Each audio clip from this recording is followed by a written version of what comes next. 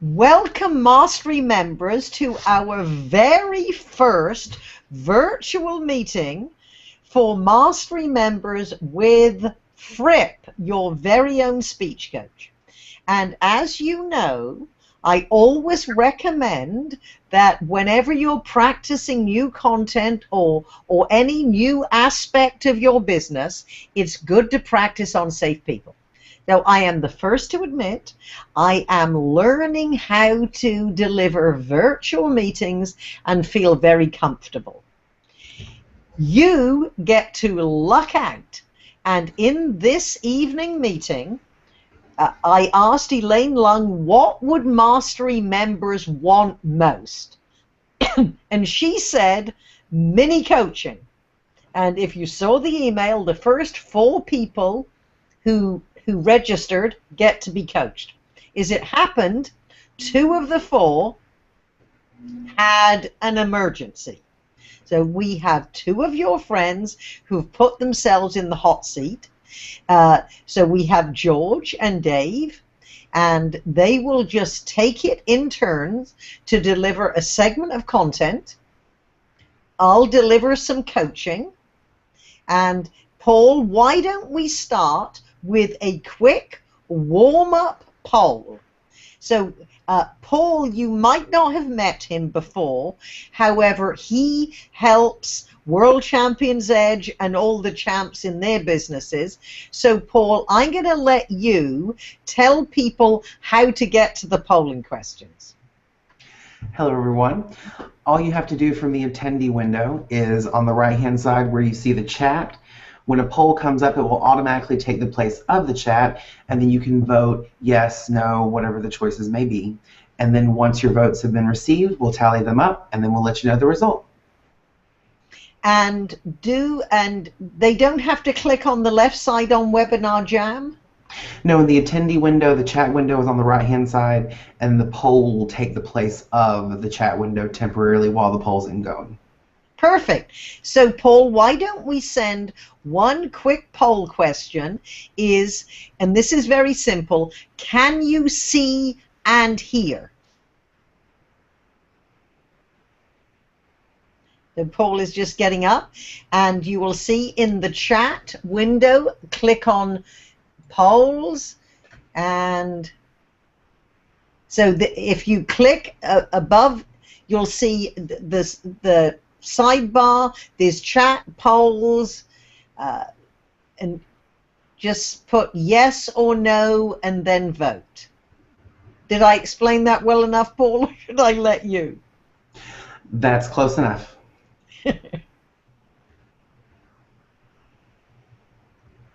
Now, nobody is answering. I know Dave and George can, so can you see? I want you to answer, because we only keep this open for 1 minute max.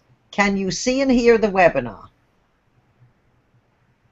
No. Can you not see the chat? Oh, well, so yes. So far we're 100%. But I think, was that just Dave? That was that could have been just me. Okay. We would love the other people to do it. Anyway, well, we have to turn it off now. So there will be other questions if you work this out. So Dave, I believe you were the first person to register.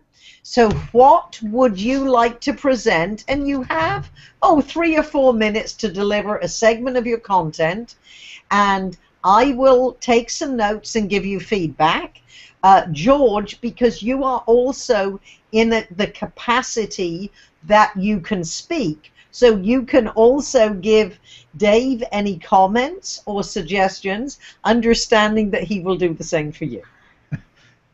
Then if all our other attendees just click on the chat button, which is the first one in the sidebar on the right of your screen, you can make any comments. So if we're all in agreement, good, and I'm going to have Paul look at those comments so that I can focus just on the coaching. So Dave, I believe you are going to stand up. to deliver this. Just don't go too far from your screen. Perfect. All right. Now, Dave, what will we be hearing? This is an opening segment to a presentation that's probably going to be an hour long about the voices in our head and how we can respond to them in a variety of ways rather than one fixed way of responding, or our head or the committee in our heads telling us to do or not to do something. Give us the flexibility. But this is just the opening segment that hooks the audience and explains why this is important to them. Okay, fine. Perfect. We don't want the explanation longer than the presentation. So that's very good. So I will give you one clap. I will channel Darren. And so here's Dave. Voices in your head. Here's Dave. How often does something like this happen to you? You want to try something for the very first time,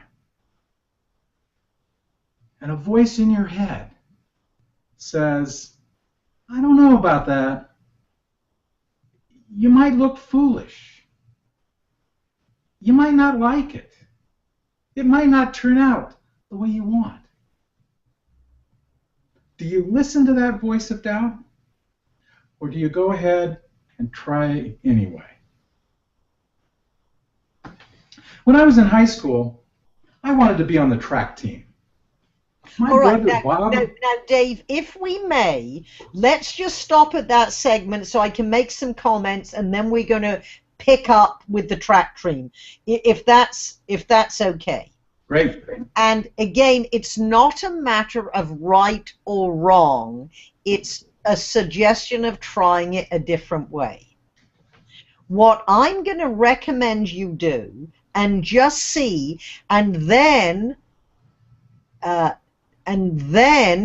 what you can do is we are going to ask our attendees to poll on which do they like first. Which do they like best, the first or the suggestion?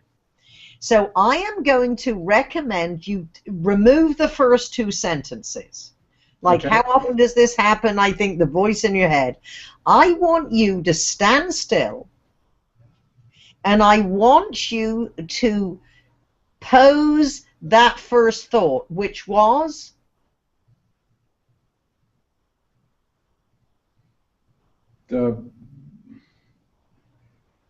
Let's see, if I eliminate the first. So start with the internal thoughts.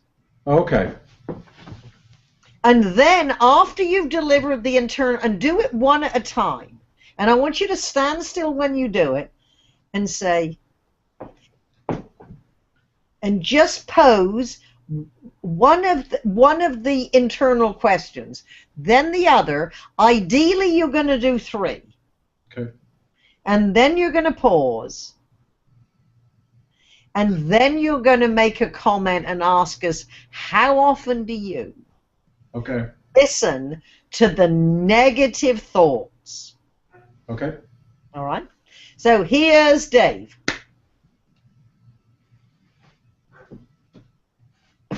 What if you don't like it? What if you look foolish?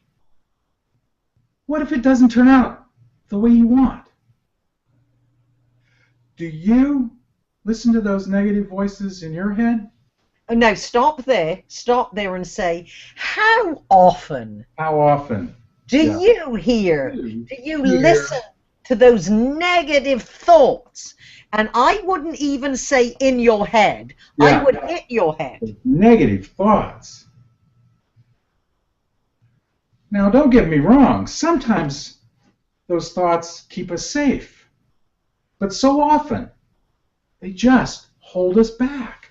Okay, good. So often, sometimes they keep us safe. And now I want, Dave, I want a couple of suggestions like, cut away from your hand. look before, Right. give me some from your life, and they were probably voices that your parents gave you. So let's do 3 as an adult. How often do you listen those negative thoughts? Right. Then sometimes they keep you safe. Give us 3. Right. Sometimes they keep you safe. Don't stick that knife in the toaster. Pour the gasoline into the... So I don't know. Yeah, I'll think of 3, but yeah. But you can see that good. Yeah. And then now I want you to introduce, which is really your central theme, your big idea. So we're now getting into the core message, which whatever your comment is about ourselves, our thoughts, we are using our thoughts to sabotage our efforts. Our effort to hold it, they hold us back. Yeah. And in the next hour, you will learn 3 tips on how to answer those voices of doubt and try something for the first time. Okay. Well, what you're going to do, you're going to say, and gain the courage. And gain the courage to try the first time. Okay, good. So now I'm going to let you go back to the beginning, the new way, as much as you can remember, because this is now a slightly new script. Right. And then we'll do that. Then we're going to ask we're going to ask our attendees. Paul, you'll set up a poll. Do you like the idea? It might not be word perfect, but do you like the idea of Dave's second version, which is the Fripp suggestions? So Paul will get that up. And just so you know, you have to answer this poll fast. We don't keep it up too long. So if you say it's disappeared, that's because you didn't answer it in a minute. All right. So I'll give you a clap. Thoughts in your head. Here's Dave. But what if you look foolish? What if it doesn't turn out like you planned? What if you don't like it? How often do you hear those voices of doubt and negativity? Now, don't get me wrong. Sometimes those voices keep us safe. Don't stick that knife in the toaster. You can't siphon gasoline out of the car.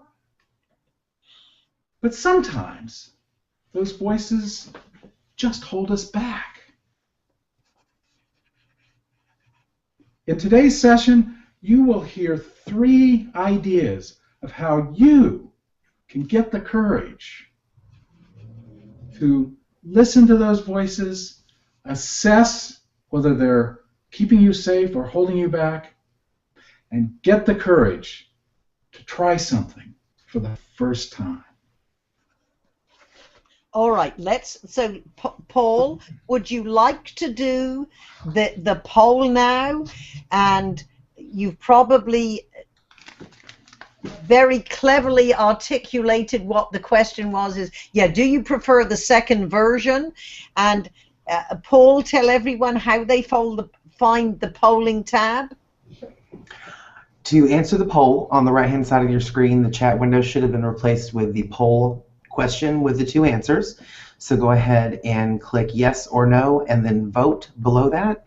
And you have about 30 more seconds. All right, so the answer is just yes or no. And it's fine. I don't take it personally if you say, no, I prefer this version. And what I'm going to suggest, because you can listen to this, Dave, is, again, when we think of Fripp's whole philosophy, put the words under the magnifying glass.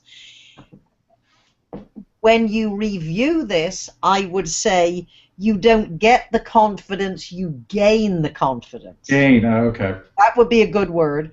Yep. And then there was earlier in the presentation, well, 100% of our audience would prefer version 2 with the Fripp suggestions. I suspected that might Oh, be. good. Well, maybe they're just humoring me. And then after the second lot of questions, where about the, Keeping safe. yeah, keeping safe, perhaps what you want to say, more often than not, once we are adults, these voices hold us back. Hold us back. Yep. So you need to acknowledge that they are very valid, but when we are grown up, it's the whole idea of don't talk to strangers. Well, when you grow up, you got a network. That's all talking to strangers. I still don't talk to strangers, so that one's stuck, unfortunately. But that's a good point. I like that. Good. All right. Well, you can sit down. That doesn't mean we won't come back to you. Now, George, do you have any comments or suggestions for Dave? No, I like the suggestions that you made. They're very good. All right. So now it's your turn. And so, George, just give our audience just a couple of sentences about what we will be hearing. Right. It's just going to be competing at the comedy humor speech for the District 39. And, yeah, that's it. So this is going to be my speech for that. Okay, good. And when is this? Next month, the area contest starts, and the title of the speech is Don't Be Stupid. Okay, don't be stupid. I believe we have all heard that from friends, family at all ages of our life. I still hear it. So, here's George. Don't be stupid. Here's George. Greed. Merriam-Webster's dictionary definition for greed is a selfish and excessive desire for more of something that is not needed. Fellow Toastmasters, honored guest, I never thought of myself as a greedy person, but recently 2 cliches crashed into each other. A fool and his money crashed into a fate worse than death. Let me take you back to when my wife and I were just relaxing in Sacramento on a July day. 81 degrees. Now let's just stop there, because let's take the first segment and then we go into the story. Okay. So again, I don't know, and our audience is going to tell us which they prefer. So get up the second poll, get ready, Paul, and the question will be, do you want to start, should we start with the dictionary definition? So, George, I just want you to remind us, your opening as it is now, tell me it too again. The first line is? Greed. Merriam-Webster's dictionary definition is a selfish and excessive desire for more of something that is not needed. Good. Now, understand, I do like that, because greed is only one word. What I want you to do, and this is a way to engage the audience, is if you looked up greed in the dictionary, the word greed in the dictionary, it would tell you. So you're actually, rather than taking off words, which we usually recommend, I'm adding a few to engage the audience. So if you were to look up the word greed, pause, in the dictionary, you'll discover the definition is. Just try it that way. Okay. And so this is, even if this isn't exactly the way I set the question up, and when you do the poll, the yes is the version 2. That's what it stands for. Here's George. Greed. If you look up the word greed in the dictionary, you will discover Merriam-Webster's dictionary says a selfish and excessive desire for more of something that you don't need. All right, good. At this point, our audience says 100% try that, okay, which is really saying that you're including the audience. Much though I liked it the first time, and again, what do we all say? We don't know. You just, you just try it. So then, what comes next? So pick it up at what comes next with your wife. Exactly. Oh, with my wife, yes. Let me take you back when it was a beautiful summer day, July, in Sacramento. My wife and I were sitting in the house enjoying just reading books. Okay, now just stop there. This we're going to edit down. Okay. And I want you to use these words, write them down, and it's okay if you read it. Let's go back to a sunny Sacramento evening. Okay. Now that's setting the scene. Then pause. My wife, and give her a name, because if you love her, we want to know her name, and I. And then take us to the activity. Okay. Let's go back to a sunny Sacramento evening. My wife Glenda and I wanted to enjoy the evening just reading and just relaxing. So we sat in our living. Pause there. Now, sorry to do this to you. What did you see Darren and Fripp do when you're in the coaching camp? We're always saying add dialogue. So my wife Brenda and I said, let's just have a relaxing evening in the garden. Glenda said, let's have a relaxing evening in the garden. So we both sat down and picked up our books and just read. My wife turned to me and said, could you give me a cold Coke? I stood up and I said, absolutely. I walked into the kitchen and grabbed 2 cans of Coke. Walked back in, handed her her Coke, and I took mine, sat down, popped open the can. I could hear the pop and the fizz. I drank my Coke. On the other hand, my wife popped open her can, and there was no sound, no noise at all. She looked to me and said, George, can you look at this can? Something funny's going on here. I got up off the chair and went over to look at it, thinking it's just a dead Coke. I grabbed her can, looked in the can, and there were wires in there. White, red, black wires in this can. All of a sudden, I started getting nervous. My heart beat real quickly. My palms got sweaty. I have 2 choices here. I could either hand the Coke back to my wife, sit down and continue reading the book, or take the Coke can and take the hit, because what I'm thinking is it's a bomb. I will explode. So all right, now stop here, because I can see how this can be humorous. However, what the principles we need to put here is 1, show them, don't tell them. Wouldn't you agree, Dave? Absolutely. I was just going to say that. Show that, don't tell it. Yes, and don't tell us what we know. So, for example, if